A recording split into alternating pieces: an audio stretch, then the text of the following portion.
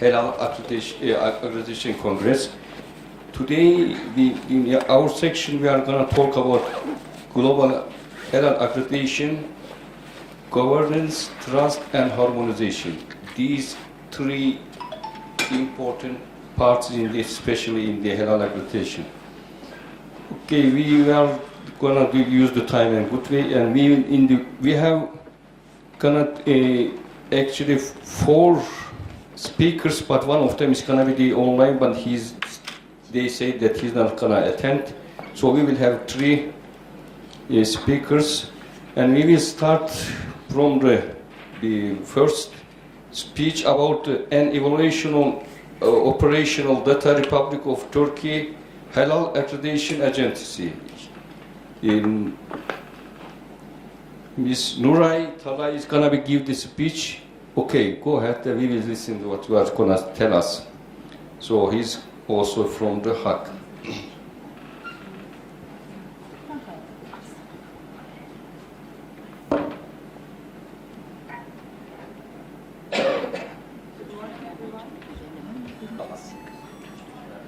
Good morning.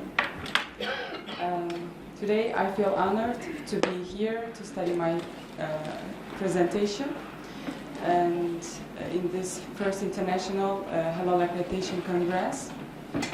I would like to welcome you all firstly, and I will introduce myself a little. I'm Nuray working as Halal Accreditation Assistant Expert in IHAC, and it's my 2nd year.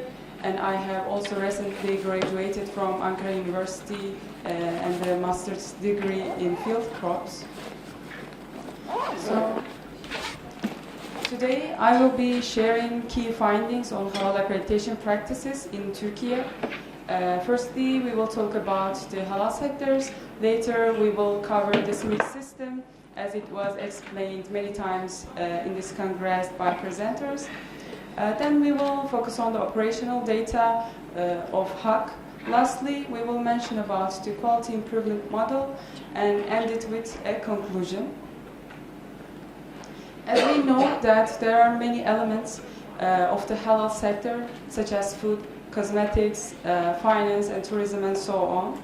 And the global halal market has been expanding rapidly, but not only in Muslim majority countries, but also worldwide. This growth has brought an increased need for trust, transparency, and harmonization across different systems.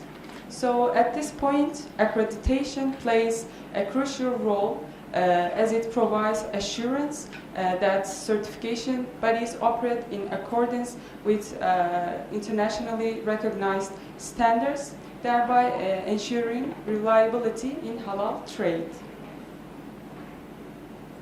So to build the trust, it starts with establishing a solid halal production framework where all processes comply with clearly defined standards. Then comes halal certification, ensuring that products and services meet the requirements accepted by the majority. And however, to guarantee the consistency and credibility, halal accreditation is essential and is the next step, as it verifies that certification bodies operate according to this internationally recognized criteria. Both includes technical standards and Sharia rules. In this context, CIMC's approach aims to harmonize these elements, and through IFA, which is the Islamic Forum for halal accreditation bodies, bring accreditation bodies together under a unified structure, ultimately enabling halal certificates to be recognized and accepted everywhere in the world. So this is the brief explanation of the civic system. So to have a look at the situation in Turkey, halal accreditation is a mandatory situation in Turkey according to the law numbered 7060, and according to this, all halal certification bodies that wish to issue certificates for the Turkish market must be accredited by Halal Accreditation Agency of Republic of Turkey, shortly IHAC. serves as the sole national authority responsible for this process, and also it's making Turkey's system more centralized and structured in a good way. So actually this research is based on the most recent data that is obtained from Halal Accreditation Agency, covering the years from the beginning, means that the first accreditation that was given in 2019 to December 2025. So we examined the application numbers, accreditation decisions, and sectoral distributions of these decisions. And the classification of scopes was carried out in accordance with the CIMIC framework, ensuring this international compatibility. So according to the findings, HAC has received a total of 222 accreditation applications till the time of December. Of course, after that, we have received more, but the research is restricted to that time of period. Out of these applications, 123 of them resulted in accreditation decisions, means that accepted, while 72 applications were rejected by HAC. Actually, this indicates that the system is highly selective and emphasizes quality over quantity and reflecting a powerful evaluation process. So among these accreditation decisions, actually these are given, 86 of them given to the halal certification bodies located in abroad, in domestic, and 37 of them are given to the foreign certification bodies. So these certification bodies has issued approximately 2,500 halal certificates under HAC assurance. Actually, this demonstrates that Turkey is not only regulating its internal market, but also contributing to the global halal certification ecosystem. When we examine the sectoral distribution of the accreditation scopes, the most accredited scope is the C4, which covers the processing of ambient stable products. So this scope has been given to 44 accreditation bodies so far by HAC, and C2 follows it with 41 certification bodies that are accredited for that scope. And the third one is the scope K, which is the scope for production of biochemicals. So actually these findings shows us that the halal sector is mainly, largely actually centered on the food industry, although other sectors such as biochemicals are also gaining importance by time. So we have talked about the rejection number as well. It was 72. When we look at closer the reason of it, we see that a significant portion of the rejections occur during the document control and review stage of this accreditation process. So the primary reason is the inability of applicants to provide sufficient documentation that demonstrates an effective halal management system. So this actually points to a gap not in the intent, but in technical competence and system implementation capacity of the halal certification bodies.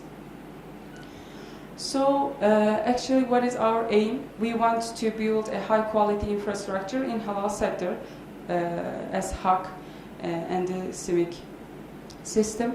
And there are people who want to give benefit in halal sector by serving as halal certification bodies. However, quite big portion of it generally fail at some point due to lack of knowledge and experience. So what can we do about this? We can help them out, but how? In response to these findings, this study proposes a post-rejection quality improvement model. This includes targeted training programs based on interactive question and answer sessions, which will make sure that everything is clear for halal certification bodies, because the language of the standards can be quite complex to understand. So we can make it clear for them in question and answer based trainings. And the model also includes publication of common nonconformities and best ways of the solutions that will take place on the agency's website. So it can also help to every halal certification body that wants to get benefits. So they can reach it on the website. It can be open to the public. So the section can include frequently observed nonconformities, examples of incorrect and correct practices, and also notes and clarifications of the frequently asked questions from previous applicants. And lastly, this model includes a structure guidance for reapplication. Actually, instead of seeing rejection as a final outcome, the model transforms it into a learning opportunity and enhance overall quality of the system. So actually, this research aims to strengthen the halal quality infrastructure by facilitating the integration of prospective halal certification bodies into the sector through raising awareness and clarifying the implementation of relevant standards and IHAC documents. So at the end of the day, we won't lose anyone who wants to contribute to this system. So in conclusion, food sector is a growing sector, and the need never ends. So it's a very sensitive and important area that halal certification is mainly focusing on that area. In this case, accreditation serves as a cornerstone of trust in the halal quality infrastructure. However, strengthening this system requires continuous capacity building, especially for the applicant organizations.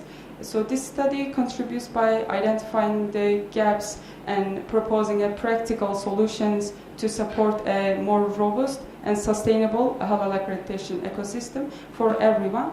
So we should not lower our quality, and we should also not lose any parties who wants to be in the system. Thank you so much for the listening.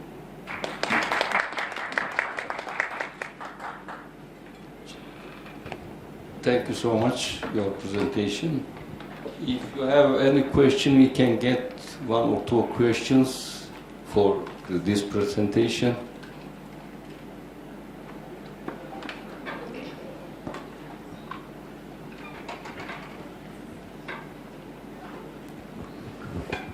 Okay, thank you very much for the information you provided about the hub. I have noticed that 222 application you got for the accreditation, and there are some rejection and acceptance. What was the main reason for the rejections for the companies that applied for the accreditation? Actually, when They we look did at not provide some documents or some other reason? Actually, at the documentation stage, they lack of some documents, or they miss some important things in the documentation. So actually, we should have a further study to examine each of the case of halal certification halal accreditation applications to see which stage they actually stuck in. So actually, this project study proposes that, and after finding out that stage, actually we see that it's at the documentation stage. They fail at that point. At the beginning? Yes, at the beginning. So it is easy to comply the documents and reapply again. Yes. I thought that you evaluated and you find some major problems in the system or something else. Yes, this requires a further study. Okay, thank you. Any other questions? Okay, as she also explained that Professor Hasan Yetim also said this one thing is difficult for us.